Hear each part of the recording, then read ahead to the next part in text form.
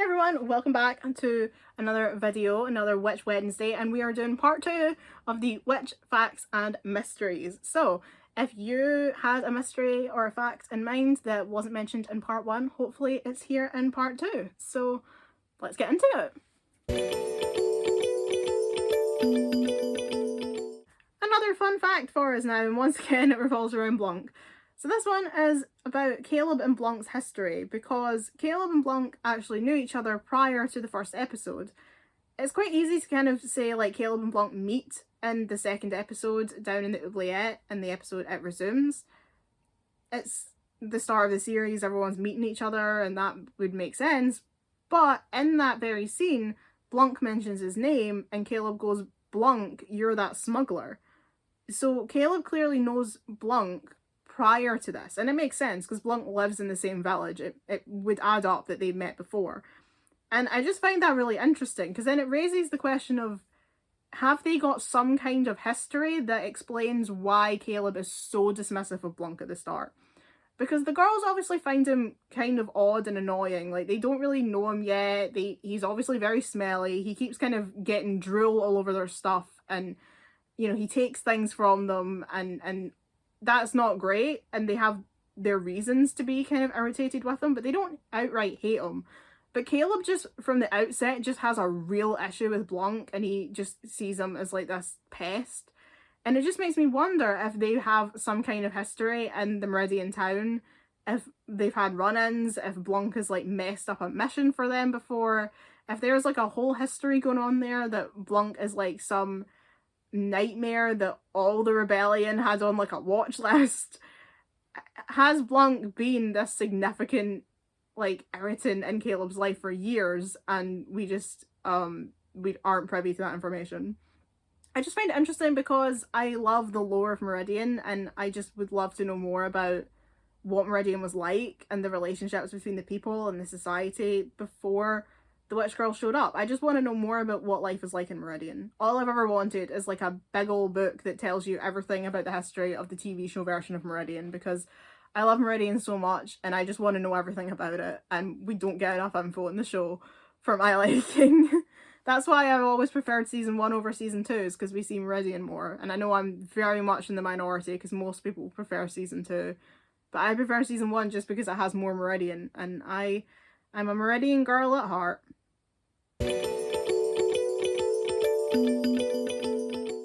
Another mystery for us, and this one is, where is Mount Thanos?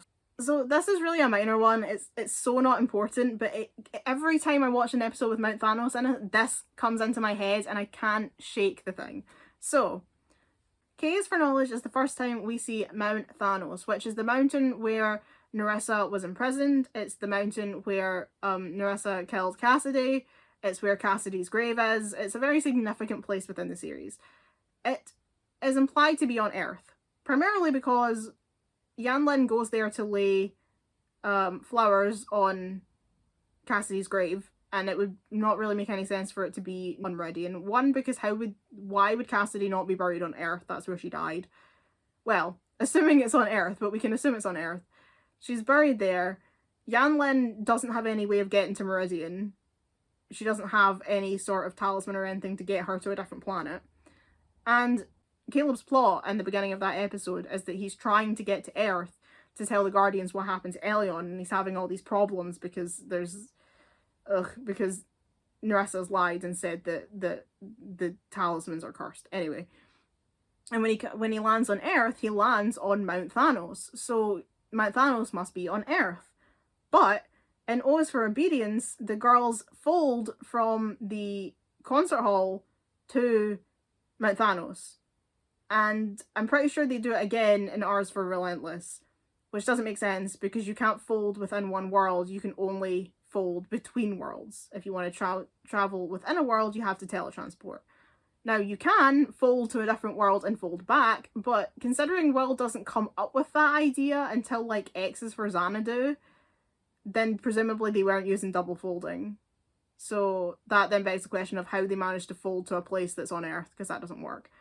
There's also the thing that at the end of O's for Obedience, Caleb like dramatically walks off while the music plays in the background and just like walks into the distance. But he also says, I need to get back to Meridian. So if he's walking on Earth, I mean, that also makes it sound, you know, if he needs to get back to Meridian, then he's not on Meridian. I think we can safely say Thanos is on Earth. We just can't understand how you can fold to Thanos if it is on Earth, because that doesn't work.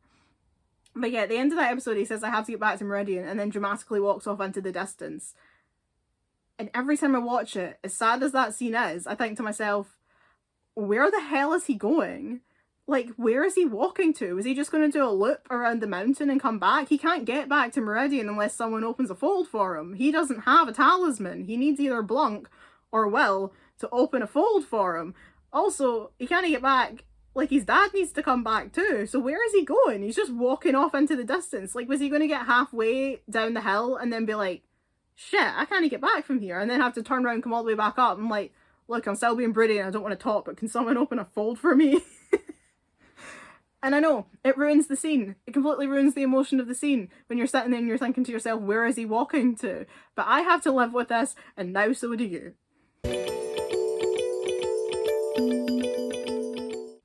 A fact. Which is full of audio and visual errors, and we're going to play a few of them for you right now. Did you say 5? You promise not to freak if I tell you what it is? Then it's just a hair. I believe you're wearing those clothes! Blunk got it going on. Oh, no. Hey, girls. Look, it's Will! As a kind of fairy or something. You're so talented. Fire! Water!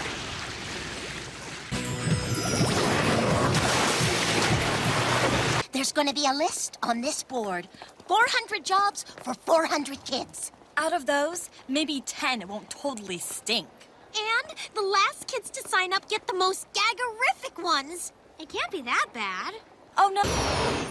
Okay, got it. Get here early. Will and I are painting over graffiti. Martin got dumpster scrubber. You still think it's one of us? Don't touch the ground or the walls. More! Blunk not throw up again. Promise! You want to eat any of this, kid? Don't you even know? They've picked up the scent again. Can we keep it? Oh, sure. Let's be guardians of the veil and raise a wild, slimy, invisible pig.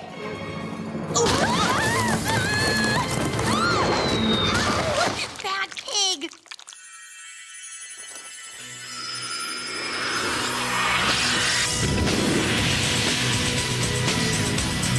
Guardians unite!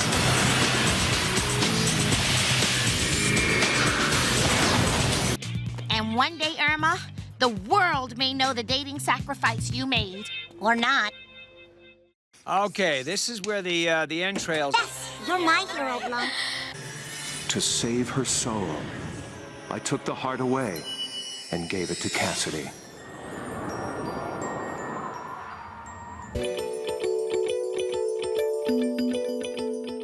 Some more age speculation, and this time it's about my boy Blunk. How old is Blunk? We are never told how old Blunk is, although we can kind of assume that he must be a child because he acts like a child. He's very immature. When he's on Earth, you know, he goes trick-or-treating with Lillian and Chris, and he gets on really well with them. When they're babysitting Chris, the two of them get on really well, which sort of implies that he must be a child. And his mum looks after him when he's ill, makes him, you know, makes him soup and takes his temperature and stuff. So presumably he is a kid. Now, we don't know exactly what age he is. We have to remember that in the first season, Haylin herself, and like, I'm pretty sure Irma and Tarani as well, are only 12. So we've not even got that many years to make Blunk younger than them. But I think, personally, that he is 10. And my reason for that is purely because in the Rebel Rescue, Caleb says that Blunk hasn't taken a bath in 10 years. Now, obviously that's not true because they do bath him in the episode The Stone of Threeb. And it could just be a phrase, like a turn of phrase, like you haven't taken a bath in 10 years. Or he's saying Blunk hasn't taken a bath in his entire life and that Blunk is 10 years old. We can't say for sure which is true, obviously this is just speculation, but I think that he could be saying you haven't taken a bath in 10 years because he means you haven't taken a bath in your entire life and he is 10 years old. So that's my little Blunk age headcanon. You're welcome to share on it with me. We turn our attention now to one of the biggest mistakes in the entire series. This is not one that we can try and wangle our way out of. I can't sit here and speculate and try and make a way for this to fit. It simply doesn't. This is the biggest timeline error in the entire series. And I'm calling it a mystery just because it's a mystery how... It's not really a mystery that can be solved. It's more like a mystery of how the writers got it so wrong. But I'm going to call it a mystery anyway, because essentially... it is a mystery how it works. Like, how this could ever work is a mystery. So let's talk about it. So Nerissa states that she was freed from Thanos by a stray portal. Portals only existed within the Veil. Otherwise, you fold. A portal was a hole, a tear that opened in the Veil, whereas folding is something you can do with a talisman. So for a stray portal to open in Mount Thanos, then the Veil would have to currently be raised, and the Veil was raised from just after Elion's birth up until the episode B is for Betrayal, when it was taken back down again. So the Veil existed for 13 years prior to the series, and then up until the start of season 2. That was when we had the Veil. This doesn't make sense, because if Nerissa was freed from Thanos when the Veil was raised, it had to have happened within the 13 years before the start of the series, which is absolutely impossible because she gave birth to Caleb while she was not on Thanos, and he is 15 at the start of the series. Now, unless he's wrong about his own age, but considering he already looks like he's in his 20s, never mind being 15, he looks way older than he is. Very hard to believe that Caleb's younger than he thinks he is. And Julian is pretty certain as well in season 2 that he met the mage 17 years ago.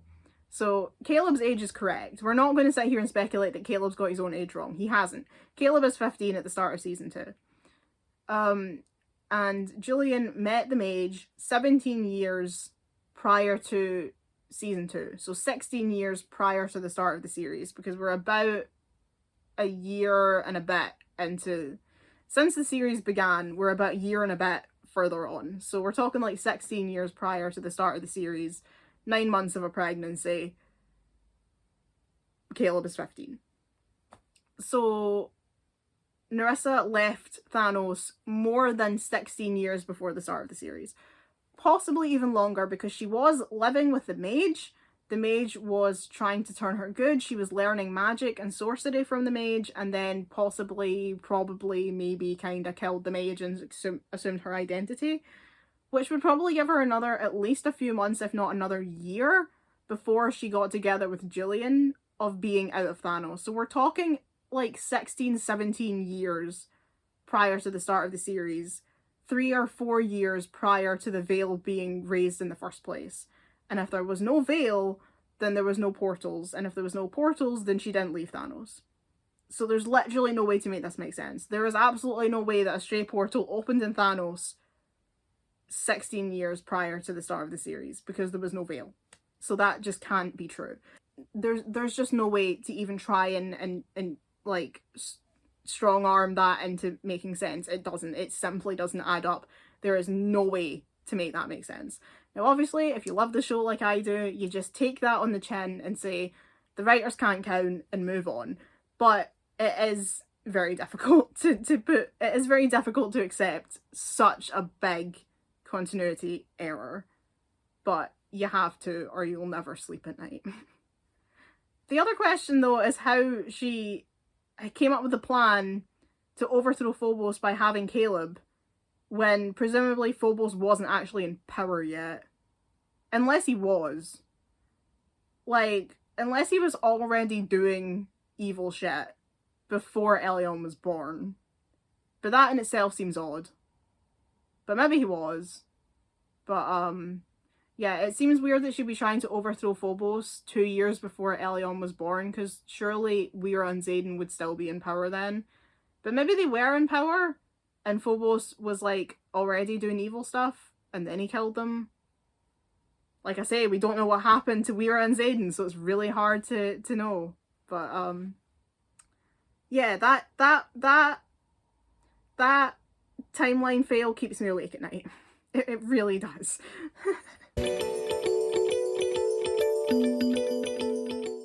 Another fun fact for you all, the series was originally a slice of life comedy series with superpower elements until episode 7, The Labyrinth.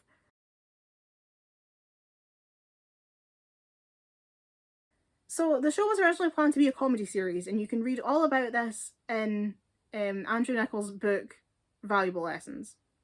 According to Andrew Nicholls, between his book and his interview with Digital Bloodlines, they had been writing the series as predominantly a comedy. That's what Disney had asked them to do. They personally wanted it to be more of a kind of action series. They wanted to lean more into like the monsters and, you know, the lore of Meridian and the Battle of Good and Evil. Like, he wanted it to be a more superhero focused show with more like high stakes and drama and dark elements.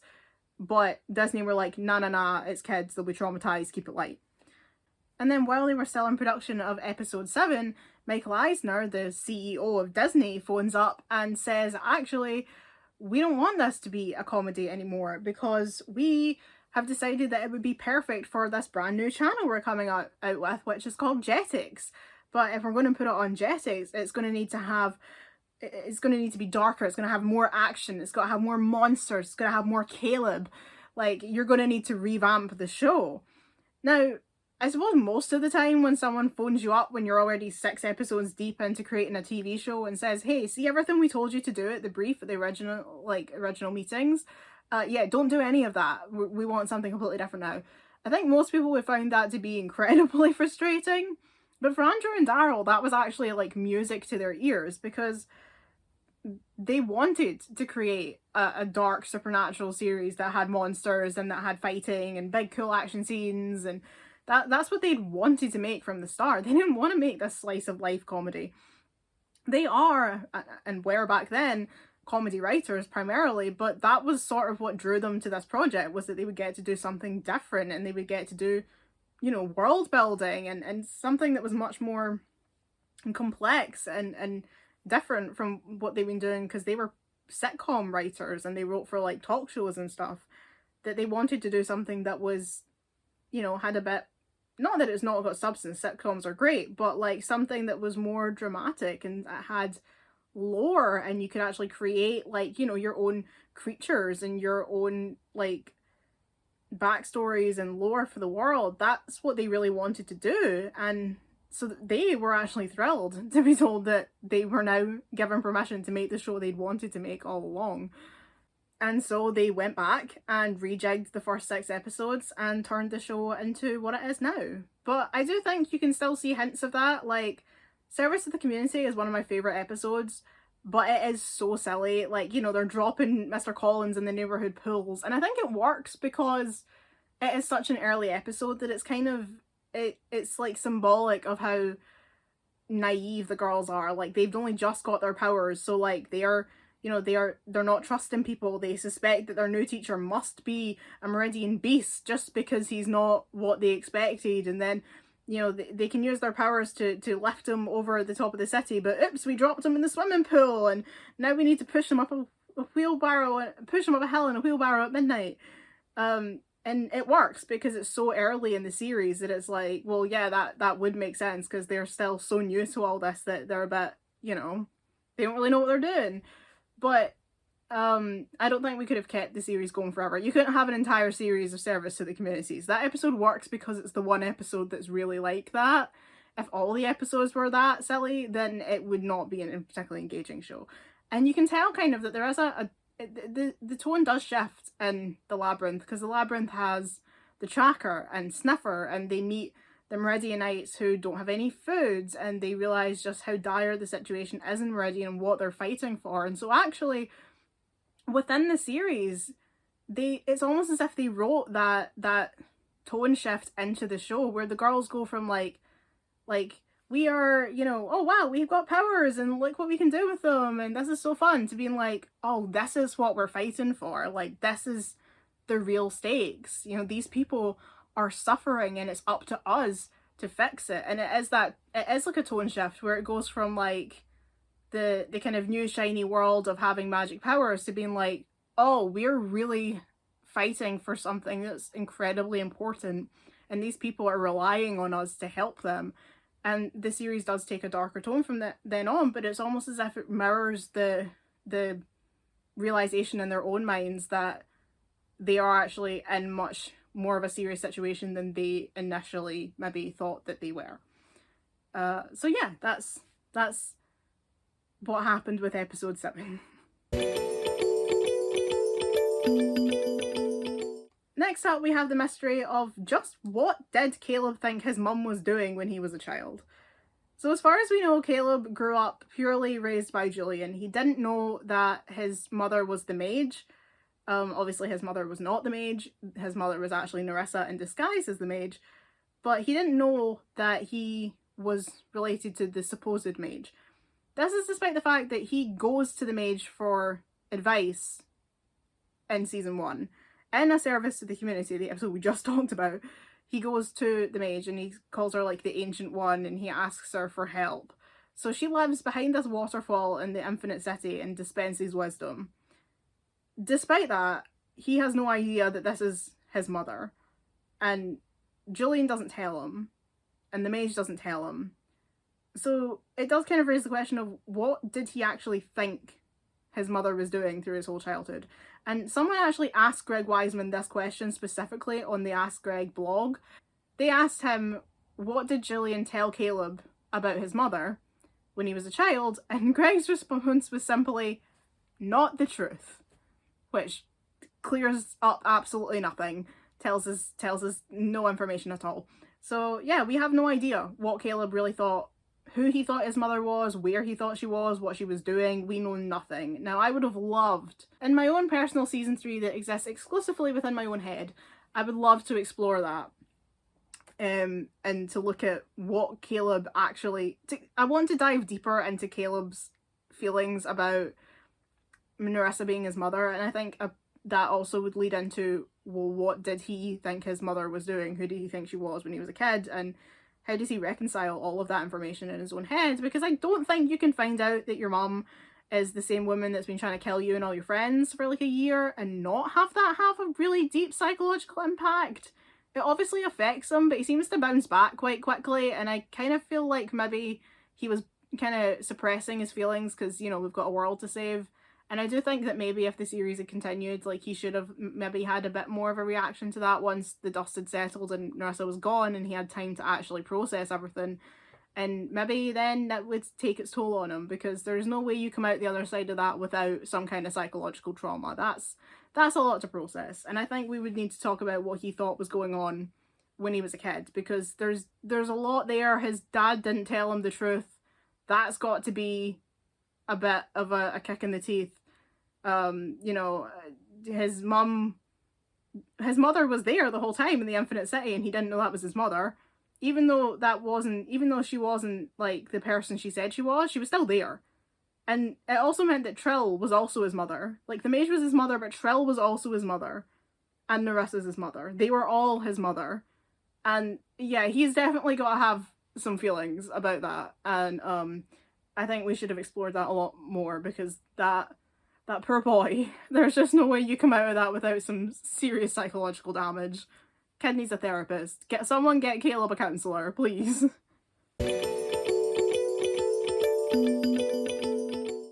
So we were talking earlier about Disney turning around to Andrew and Daryl 6 episodes into season 1 and saying, hey, we want you to change everything about this show. But that's not the only thing that Disney ever said to Andrew and Daryl that was a little bit strange. They actually had some really strict rules to follow when they created season 1 of Witch. Now, according to Andrew, there's no standards and practices code for comic books. That's just a lawless land where you can do what you want, which makes sense when you consider some of the stuff that comes out of comic books. Like, you know, the whole Spider-Man killed his girlfriend with his radioactive jizz story. Oy. Anyway, but when it comes to cartoons for kids, especially cartoons for kids made by Disney, they have very, very strict standards and practices. And some of the things that they some of the rules that they implemented and enforced for Witch are just strange. So let's have a look at some of them. So, these rules included not being able to show any form of currency ever at all, only being able to use kilometres and Celsius, not Fahrenheit or miles, not being allowed to poke fun at education or body image. And I mean, I agree with not being able to poke fun at body image. I don't think we should be doing that, but we should be able to poke fun at education, but they weren't allowed to do that because then kids might not go to school or something. I don't know. They weren't allowed to use their powers to get out of school. They weren't allowed to show them skipping school, despite the fact that they do that in the show. Like, we see the girls skipping class to go and save the world in the second episode, and they reference missing classes a lot throughout the series. Like, Will says to Matt at one point, like, I know you've noticed that I've been missing a lot of class recently. Like, they definitely do skip class, but according to Andrew, they weren't allowed to do that, but they must have got that past the radar somehow. Phobos and Cedric were not allowed to have any humour between them and their conversations. They were to be purely serious and evil. They were not allowed to show any form of comedy because that would wreck their scariness. They were not allowed to show coffee at all, apparently. They just, I suppose if someone's drinking a hot drink, we have to assume that it's tea because they weren't allowed to mention coffee. I don't know, in case kids drink too much caffeine. They weren't allowed to show red flames, only yellow flames when Tarani was using her powers, so she can have orange and yellow flames, but they're not allowed to have red in the flames because that is just not allowed. They weren't allowed to show lids on dumpsters. So every time you see a dumpster in the series, it wasn't allowed to have a lid because that was against the rules. I can't think if we ever saw a dumpster with a lid in the series. I know Blunk obviously spends a lot of time in dumpsters. I can't think. I feel like there was at one point and the dumpster opened and he popped out of it. But I might have made that up, but I feel like that happened. But according to Andrew, Disney had very strict rules about lids on dumpsters. I suppose, I don't know, in case a kid climbs in a dumpster and shuts themselves in. I don't know. The girls aren't allowed to walk down dark alleyways. Again, that sort of happened in the very first episode, but we didn't actually see it. Will just like turned down an alleyway and then disappeared. But we aren't allowed to actually see the girls down a dark alleyway because that would encourage kids to walk down dark alleyways. And last but not least, actually no, last but my absolute favourite, Disney wanted to cut the scene where Tarani accidentally like uses her powers to set fire to a banana because apparently some people smoke bananas and they thought that would encourage children to smoke bananas. I have nothing. Next up is another bit of speculation from me, and it's talking about the vision quest that Nerissa sets up for Elion in Jayas for Jewel. So in Jayas for Jewel, Nerissa, while still posing as Trill, sets up this vision quest which allows Elion to see her mother. And in the vision quest, what she sees is that Phobos was like her mother's darling, like #1 child, that she saw Elion as like a screaming brat. She always fobbed her off on the help, she didn't like her. And it was Nerissa using this. She was manipulating the picture to make Elion think that her mother was evil because she wanted Elion to hand over the heart of Meridian, and she'd been keeping it because it's Weira's jewel. So she was keeping it because it was her like connection to her mother. But if she thought her mother was a crap parent and didn't like her, then she wouldn't want the jewel and she would give it to Trill. And when she'd given it to Trill, then Nerissa could keep it and use it for evil, which is exactly what happened. But the question people often raise about this vision quest is that in the vision quest, Weira has white blonde hair, the same as Phobos. And Elion's is more straw colour, but like Phobos coloured hair. When we know, both from the comic and from Stone of Three, that Weira is a redhead. She has like kind of fiery orange hair. So this obviously could be an animation error. Obviously, in K is for Knowledge, there's a really bad animation error where they used the heart of Meridian instead of the heart of Kandrakar in the scene with Chicken, and that is such a fail. I don't know how that one ever got past. I don't know how they got that so wrong, to be quite honest. Like, I don't know how the storyboarders sat there and the animators and everyone sat and drew that and no one questioned it, but it happened. So I wouldn't put it past them, but I think this one might have been intentional, because I don't think Nerissa ever met Weira and Xaden. So there's no reason to assume that in her vision quest that she's created the actual Weira and Xaden. These are probably just images that she's created that she assumes look like them. And because both Elyon and Phobos have this colour of hair, she's basically created Weira to look like someone who would be the mother of Elyon and Phobos, but she hasn't actually got her at all right. So she's just assumed that Weira has the same colour hair as her children, when actually she had red hair. So I don't think this is an animation error. I actually think this is part of the point. It's part of the idea that Trill isn't Trill, and that Nerissa doesn't actually know what she's doing with this vision quest. It's just something she created out of her own mind to manipulate Elyon, and it's not actually images. I mean, from that as well, I don't even think we can take that as an idea of what age Phobos was when Elyon was born. Obviously he's shown to be a teenager, but I don't even think we can confirm that that is accurate, because this is entirely Nerissa's creation. There's no truth in this vision quest scene, so there's no saying that that's the age that Phobos was when Elyon was born, and there's absolutely no saying that this woman looks anything like Weira, because it's entirely a fabrication from Nerissa's mind. So I don't think it's an animation error. I think it was part of the point of that vision quest. Was just that Nerissa didn't actually know what she was doing. She was just creating what she assumed Weira looked like, and ultimately all she needed was for Elyon to believe it, and Elyon doesn't know what her mother looks like either, so it doesn't matter. Like, no one could... They were the only two people in the vision quest, and Elyon doesn't know what her mother looks like, so she can't even correct it. So it worked. Obviously it worked, because she did hand over the heart of Meridian, so...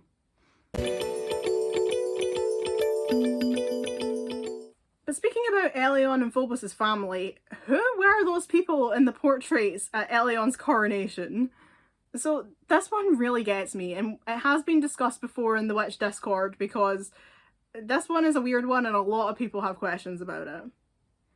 So in Parents' Night, when Elyon first comes to the palace, Phobos starts showing her these portraits on the wall and tells them that those are her family members, and obviously Elyon at that point in time is feeling really upset about the fact that on Earth she had no family. She had this family tree that had no one on it, so she's like really excited to find out she has all these family members.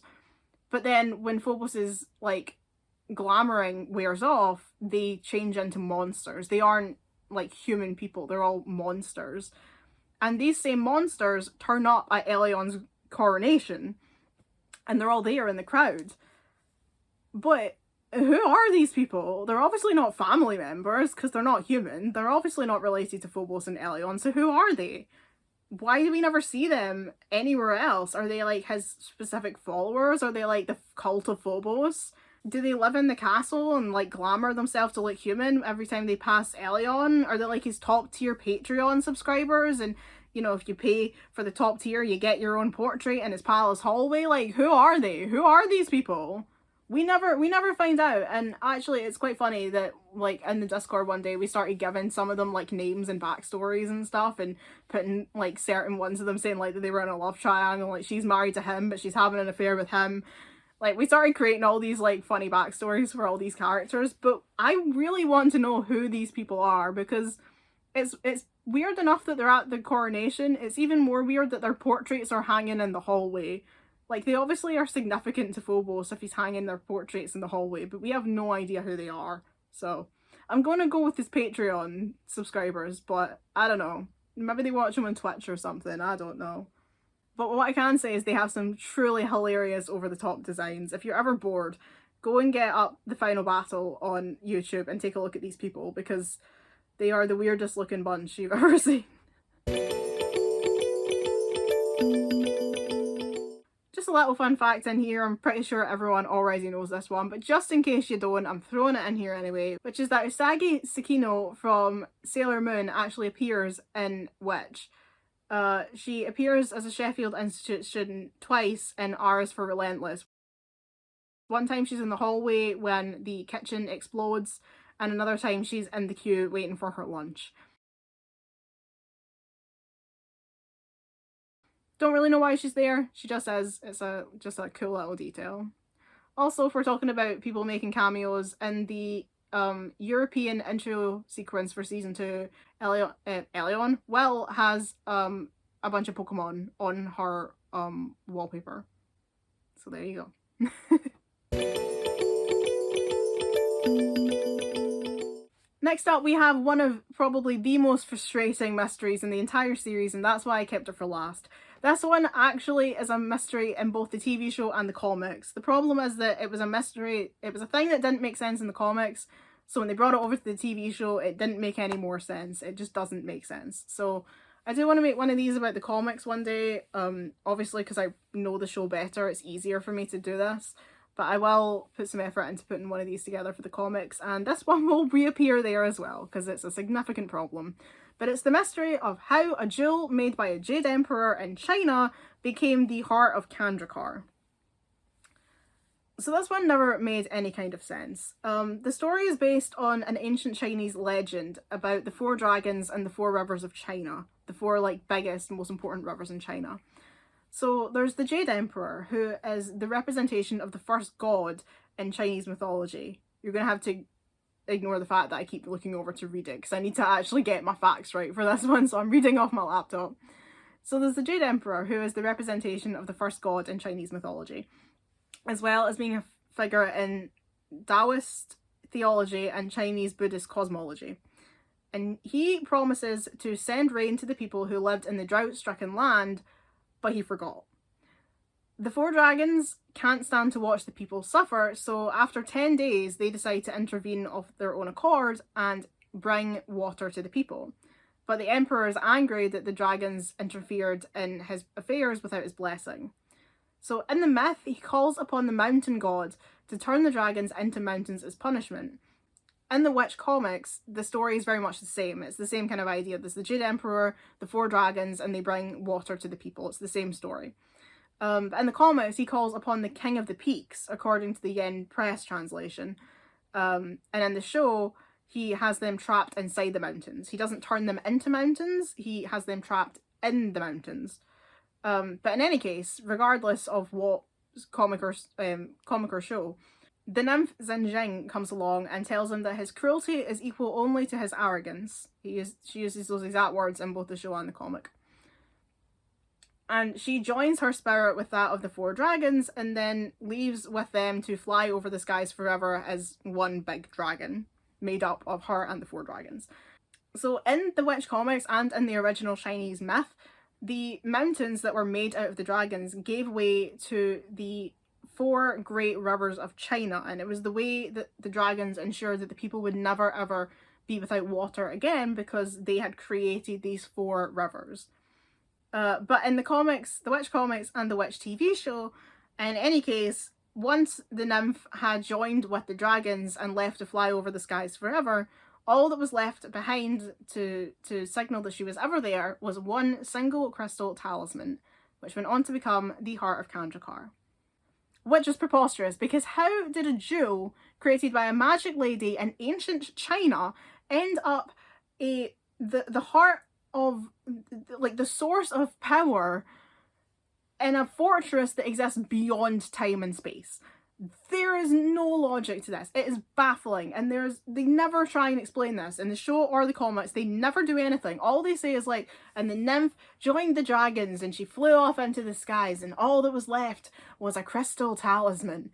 But they don't bother explaining how the crystal talisman in China got to Kandrakar, or how it became the source of the Guardian's power. Like, there's no explanation of this. Like, obviously the 4 dragons represent the 4 elements, and then the nymph Xinjing is like the 5th element. She's like quintessence. So I get that, like, oh, the heart was like made of like the elements of the 4 dragons, and that's how the Guardians end up with the 5 elements. But there's still no explanation how that ended up the Heart of Kandrakar. How it ended up in Kandrakar, it became the Heart of Kandrakar. According to the TV show, every world has its own heart, which would mean that if that talisman was created on Earth, then it should be the Heart of Earth.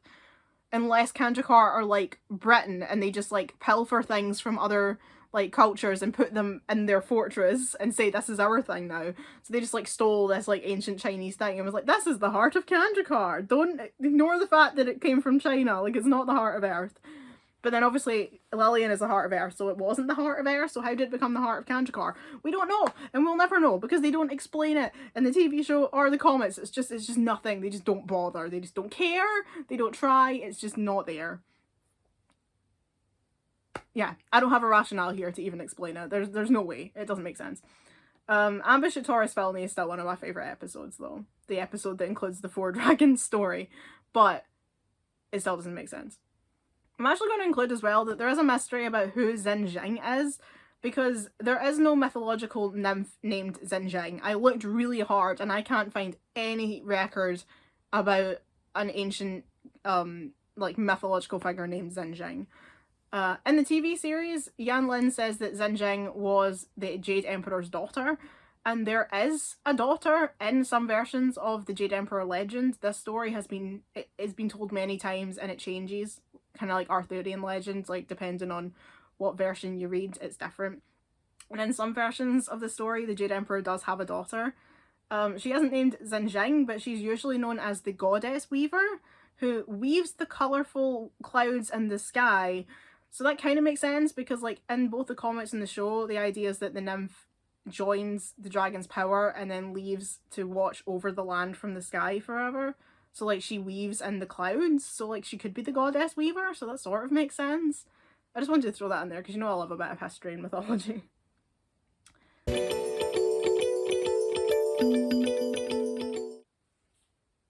Hello, completely different day. It's about 2 weeks later than when I recorded the original video. But while I was editing it and I was putting together the little thing of audio-visual errors, I suddenly thought of another mystery that I didn't address. I hadn't even thought about it. And I think I know why I hadn't thought about it.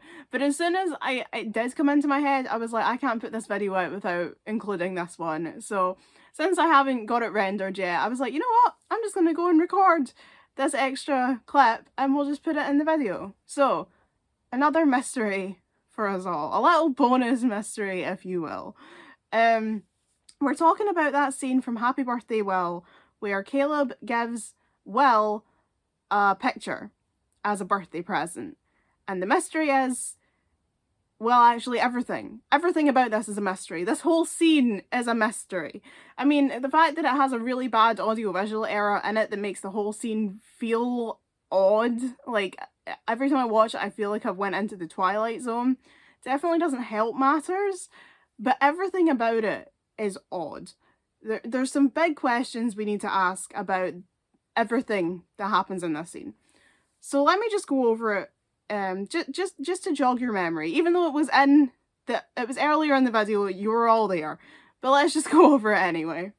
Yeah, so it's Will's birthday, and Caleb has given her a picture, a drawing, or carving, I think it is. It's more like a kind of wood carving, but not like a sculpture, like a wood engraving. You know, when you carve a sketch into a piece of wood as a birthday present.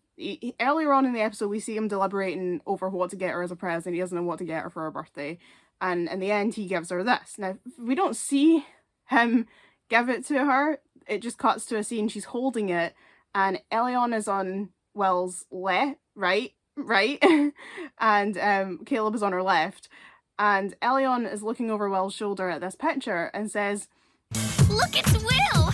As a kind of fairy or something. And then there's a really bad audio-visual error, because clearly the scene is supposed to have Elion say to Caleb, "You're so talented," and this like kind of like voice. She's like, "You're so talented," like, because she's got a crush on him, right? But in the actual episode, it's Will that says it and then looks at Elion. Now, I have to say, when I was younger, I interpreted this scene completely wrong. Now, that's my own fault, because looking back on it now, I don't know how I got this wrong, right? But I think maybe I was just applying my own logic to it, because I was looking at the scene, and because Elion is known for, like, being really good at art, particularly sketches of people, I kind of assumed that she had given Well, the picture, and this is so stupid, right? I know you're all listening to me and you're like, wait, how could you think that? Because I was like 11 and dumb, right?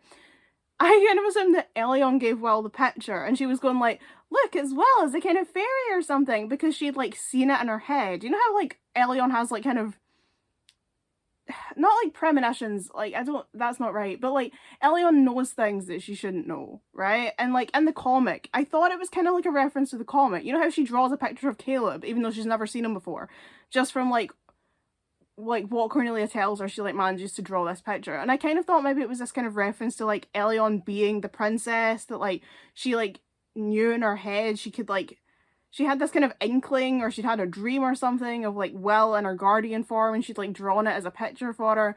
But obviously looking back now, one, that makes no sense because they've never implied that Elion had some kind of preconceived notion of the girls being guardians.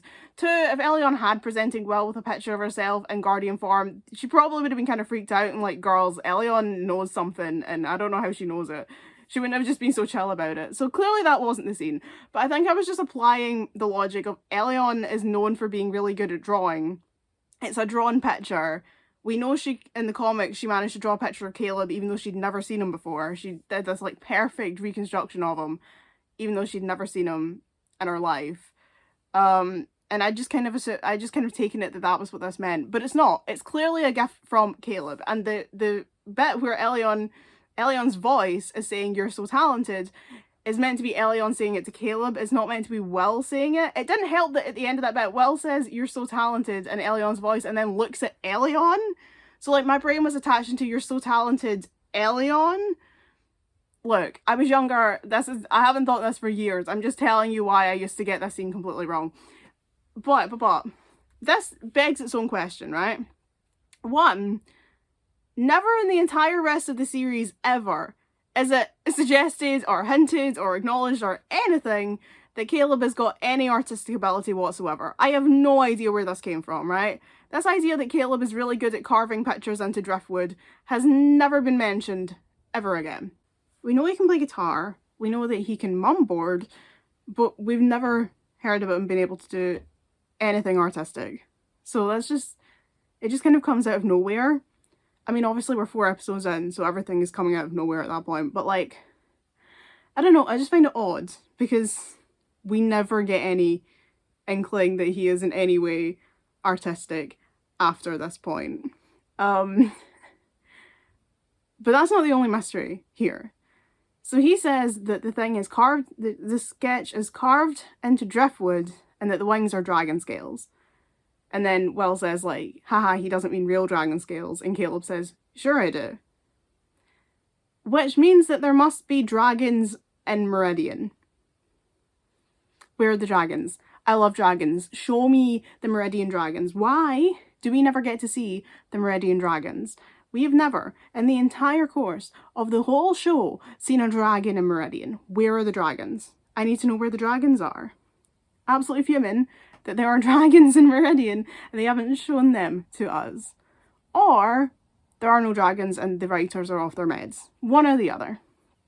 But that is in itself a mystery. Like, if he says that these are made from dragon scales, then there must be dragons in Meridian and we've never been shown them. That is in itself a mystery. Are there dragons in Meridian? What do they look like? What kind of lore do they have? There's information here we need to know. The people need to know. It's also just kind of an odd one in terms of like, it seems like a very, very nice gift. A lot of effort put into a gift to give someone, which is really sweet. And like, look, I love the friendship between Will and Caleb, right? It's one of my favourite relationships on the show. I don't ship them romantically, but I love their friendship. They are really, really good friends, and I love that for them. I love a good platonic boy-girl friendship. You know, we need more of them in the world. But at the same time, it's like a lot of effort put into a gift that we never really see the same amount of effort put into. We never see him give a gift to Cornelia, and we never see him the same amount of effort. And I'm not giving you that as something to try and say that, well, Caleb is more canon than Cornelia and Caleb. I'm not giving you that. But what I am saying is it's odd, because this seems like, in like the second episode, the writers did seem to kind of be hinting at a Will Caleb thing. But that seemed to end by Happy Birthday Will, because we see a bit of Cornelia and Caleb going on at the end of the episodes. Matt and Will have a little moment at the end of the episode. So why is there this really big Will Caleb scene in the middle of the episode? It feels the writers didn't seem to know what way they wanted to go with that love triangle. That's not real. It's not a love triangle, but they just couldn't decide what way they wanted to go with those couples. So the whole scene is baffling. The audio-visual thing is baffling. Caleb being artistic is baffling. There's dragons on Meridian is baffling. And why they had this kind of Will Caleb thing going on in the same episode when they seem to be starting the Cornelia and Caleb and Will Matt ships is also baffling. The whole scene is baffling, and I just needed to include that in here. And also, once again, show me the dragons. Okay, back to the rest of the video.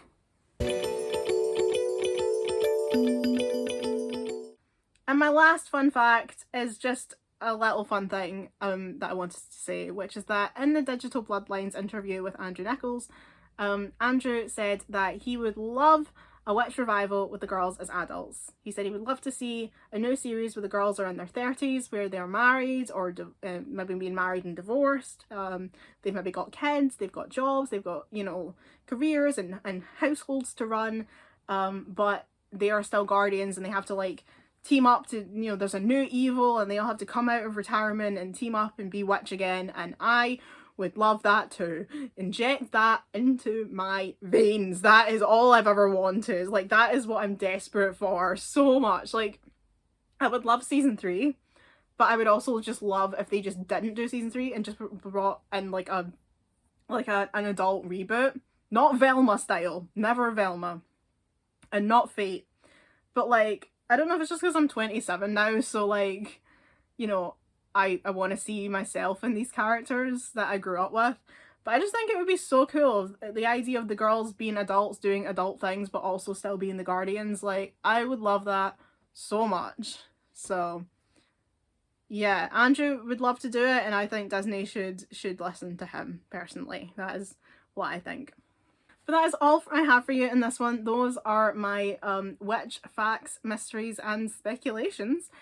If you think I've missed any, please let me know in the comments. I would be happy to do an addition or like an update or like a part 2, depending on how many I get, and talk about things. If there's stuff you've noticed that I haven't from the cartoon and you want to put your mysteries and your theories and your facts forward, then I would love to do an update and talk about them. Please share them with me. You know, I never get bored talking about Witch, so please send them all my way. But for now, I really hope you enjoyed this little dive into some of the more strange aspects of Witch, and I'll see you in whatever I post next. Bye everyone!